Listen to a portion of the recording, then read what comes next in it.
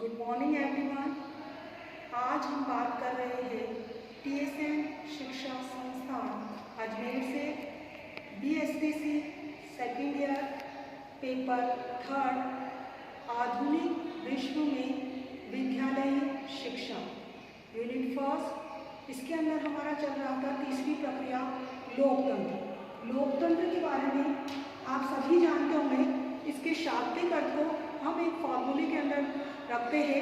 लोकतंत्र equal to लोक plus तंत्र। लोक का अर्थ होता है लोगों द्वारा, लोगों का। देन तंत्र का अर्थ होता है शासन, यानी कि लोगों द्वारा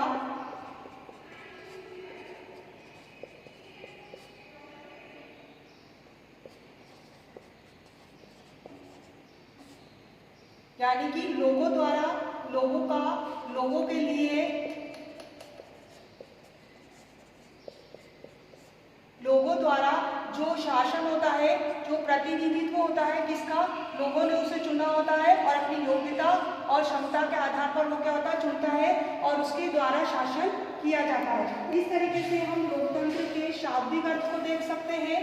देन लोकतंत्र को और अच्छे तरीके से समझने के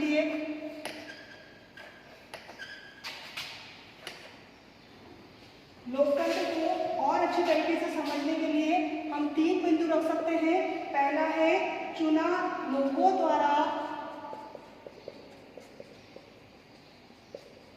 चुना शासक, यानी जो व्यक्ति सत्ता के अंदर है, सत्ता चला रहा है, जिसकी सरकार है, वो क्या है, लोगों के द्वारा चुना गया। देन सेकंड है हमारा निष्पक्ष अफसर।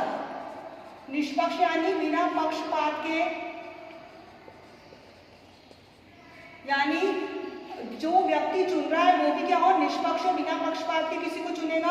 और जो व्यक्ति चुना जा रहा है शासक है, वो भी क्या है, निष्पक्ष रूप से क्या है, चुनाव के अंदर विजयी होगा। देन नेक्स्ट है हमारा विकल्प व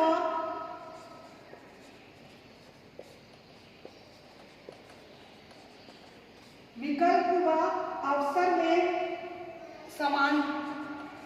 समानता, यानी जो हम व्यक्ति को चुन रहे हैं उसके अंदर सिर्फ हमारे पास एक पार्टी नहीं होनी चाहिए, एक से अधिक पार्टी होनी चाहिए, अनेक पार्टियां होनी चाहिए और उनकी नीतियां अलग अलग होनी चाहिए। उन सबको समान अवसर मिलने चाहिए। यानी जैसे पहले हम देखें कि आजादी के बाद सिर्फ कांग्रेस थी, तो भारत के पास सिर्फ एक, जनता के पास सिर्फ एक विकल्प था, कांग्रेस, और उनको न चाहते हुए भी उसी को क्या करना पड़ता था, वोट देना पड़ता था। लेकिन जब बीजेपी आई तो दोनों की नीतियों में कंपेरिजन हुआ, दोनों के कार्यों में कंपेरिजन हुआ, तो विकल्प और अवसर में क्या हो गया, समानता आ गई। दोनों को समान अवसर प्राप्त होने लगे और लोग भी क्या करने लगे, चुनने लग गए कि कौन सी पार्टी अच्छी है, कौन अच्छा काम कर रहा है। तो विकल्प और अवसर लोगों को क्या होने चाहिए, मिलने चाहिए, जो सत्ता में है उसको भी और जो चुन रहा है उसको भी। अब हम देखेंगे लोकतंत्र की विशेषता। विशेषता के अंदर हमारा सबसे फर्स्ट है लोकतंत्र की विशेषता में लोगों द्वारा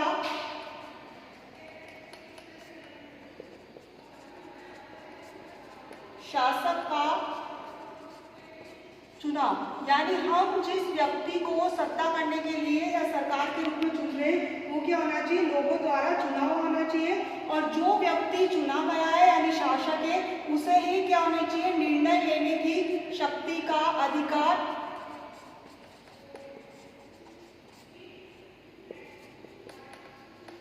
मतलब वो निर्णय लेने के लिए स्वतंत्र रूप से क्या हो, स्वतंत्र हो, अपना निर्णय लेने के लिए इसका अधिकार उसे मिलना चाहिए। जैसे आज हमारे यहाँ बीजेपी है तो मोदी को स्वतंत्र है वो कि वो देश के हित के लिए, जनता के हित के लिए कोई सा भी निर्णय ले सकता है और अगर वो सही है तो सभी उसको क्या करेंगे, मान्यता देंगे। देन नेक्स्ट हमारा है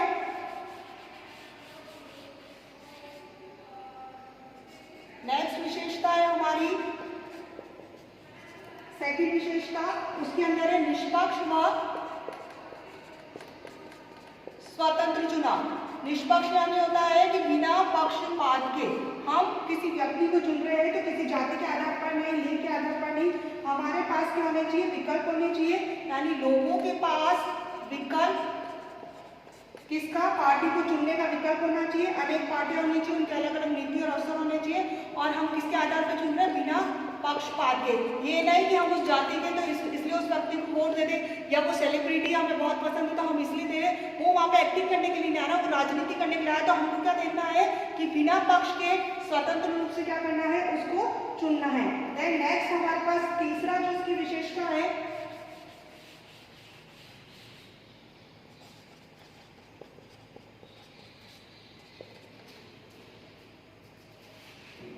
और इसके अंदर जीत और हार के भी क्या होने चाहिए, समान अवसर लोगों को मिलने चाहिए। थर्ड हमारा है सार्वजनिक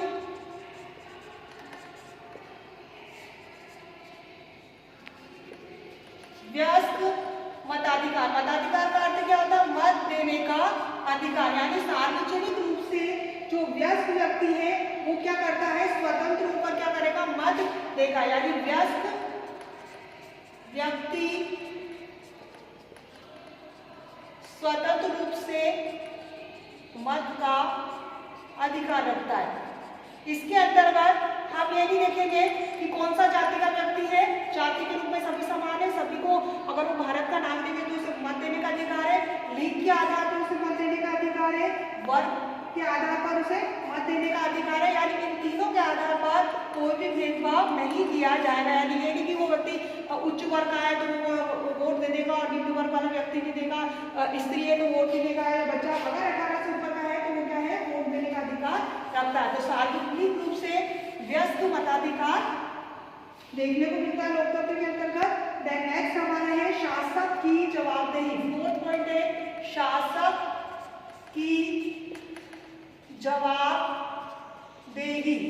शासक यानी जो सत्ता के अंदर कार्य कर रहा है उसकी क्या है, जवाबदेही। किसके प्रति है, सामान्य लोगों के नीतियों के, सामान्य जो लोग है यानी जो जनता है,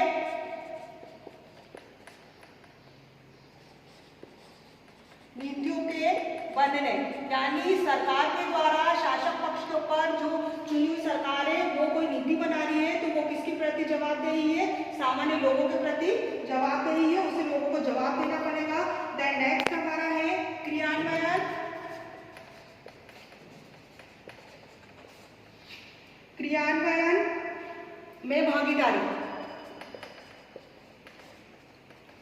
क्रियान्वयन में भागीदारी यानी कोई नीति बनाई जाती है तो उस नीति का क्रियान्वयन कैसे होगा, उसके अंदर किसकी होती है, सामान्य लोगों की भागीदारी होती है, विपक्ष की भी भागीदारी है। अगर उन्हें कुछ चीज गलत लगती है तो वो क्या कर सकते हैं, उनसे जवाब मांग सकते हैं। और जो सत्ता के अंदर होगा उसको क्या करना पड़ेगा, जवाब देना पड़ेगा कि हम ये रूल ये नीति इसलिए लगा रहे हैं क्योंकि इसके पीछे हमारा कारण ये। और अगर वो हित के अंदर होगी यानी कोई भी मशवरा दे सकता है, सलाह दे सकता है, विषय के अंदर नीति के अनुरूप वो क्या कर सकता है, चर्चा कर सकता है। नेक्स्ट हमारी विशेषता है नागरिक अधिकार।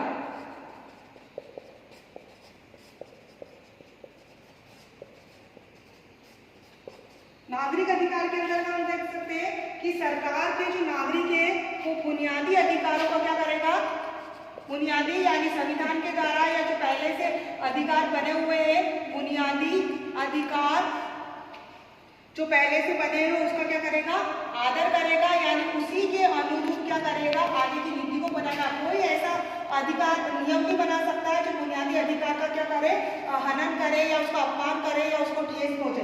तो उसे संविधान के, समाज के जो पहले से पुराने जो अधिकार बने हुए, नियम बने हुए, उनको ध्यान में रखते हुए क्या करना पड़ता है, नीतियों को बनाना पड़ता है। तो उसके लिए इसकी स्वतंत्रता होती है।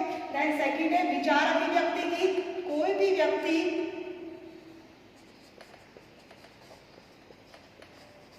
नागरिक को, प्रत्येक नागरिक को यह अधिकार है कि अगर उसको कोई चीज गलत लगती है तो वो अपने विचारों की अभिव्यक्ति उस विषय के अंतर्गत कर सकता है। देन सेकंड थर्ड पॉइंट हमारा संगठन बनाने और विरोध करने। यानी कोई नीति बनी है तो उसके प्रति क्या कर सकता है, एक संगठन बना सकता है।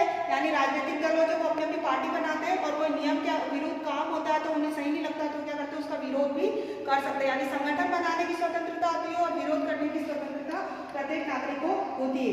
और राजनीतिक पार्टियां होती है, उन्हें राजनीतिक गतिविधि करने की भी स्वतंत्रता होती है। यानी कोई चुनाव के अंदर खड़ा हो रहा है तो वो प्रचार प्रसार कर सकता है, लेकिन नियमों को ध्यान में रखते हुए उन्हें उस चीज का क्या करना पड़ता है, पालन करना पड़ता है। तो नागरिक अधिकार में बुनियादी अधिकारों के आधार पर होना चाहिए, विचारों की अभिव्यक्ति कर सकता है, संगठन बना सकता है, उसका विरोध कर सकता है। देन लास्ट है राजनीतिक गतिविधियां। यानी अपने कार्यों के प्रति वो क्या कर सकता है, किसी भी तरह की राजनीतिक गतिविधि कर सकता है जो नियमों के खिलाफ न हो।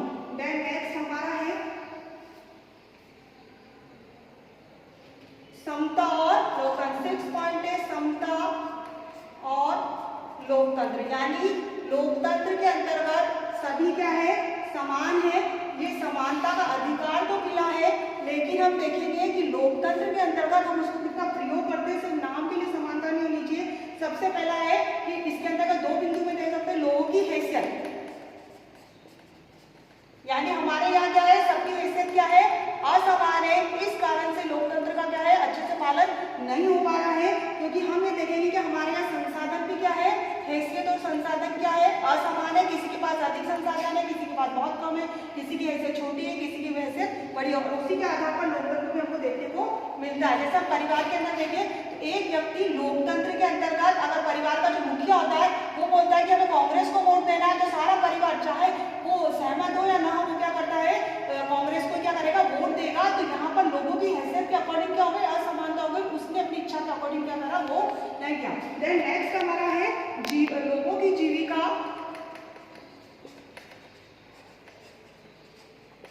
जीविका पर अधिकार, यानी कुछ लोग सामान्य लोगों की अधिकारों का क्या कर रहे हैं, हनन कर रहे हैं। यानी जैसे हम देख लें कि पूंजीपति और मालिक होता है, अगर मालिक या पूंजीपति या हम ये कहें कि कारखाने का जो मालिक होता है या हमारे घर का जो मुखिया होता है वो कह रहा है कि हमें इसी को वोट देना, तो दूसरा व्यक्ति क्या करता है, उसी को वोट देता है। यानी अगर किसी बॉस ने बोल दिया अपने वर्कर को कि अरे चलो वोट देने मेरे साथ चलना, और मैं कांग्रेस को वोट दूंगा या मैं मोदी का प्रशंसक हूँ तो मेरे को उसको वोट देना है, तो वो व्यक्ति क्या करेगा, उसके प्रेशर में आकर उसी को क्या करेगा, वोट देगा। तो एक व्यक्ति का अपने वोट पर अधिकार नहीं है। क्यों? क्योंकि दूसरे व्यक्ति उसकी जीविका के अधिकार पर क्या करते हैं, हस्तक्षेप करते हैं, तो उसके वोट पर भी क्या करते हैं, अधिकार जमा लेते हैं। तो हमें इस चीज को ध्यान में रखना पड़ेगा, और इसके अंदर चुनी हुई सरकार जो कानून बनाती है उस कानून यानी संविधान के अकॉर्डिंग हमको क्या करना है। नेक्स्ट हमारा पॉइंट है 7 पॉइंट, कानून और अल्पमतों की रक्षा, यानी जो हमारे संविधान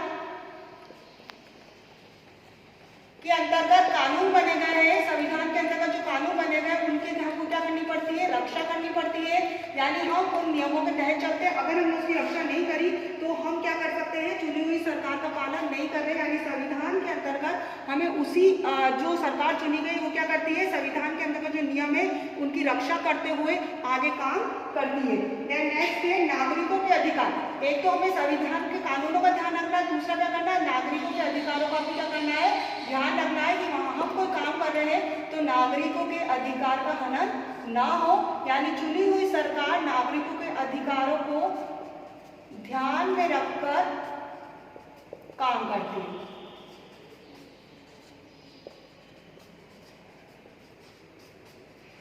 ये हमारी लोकतंत्र की विशेषता हो गई। धन्यवाद।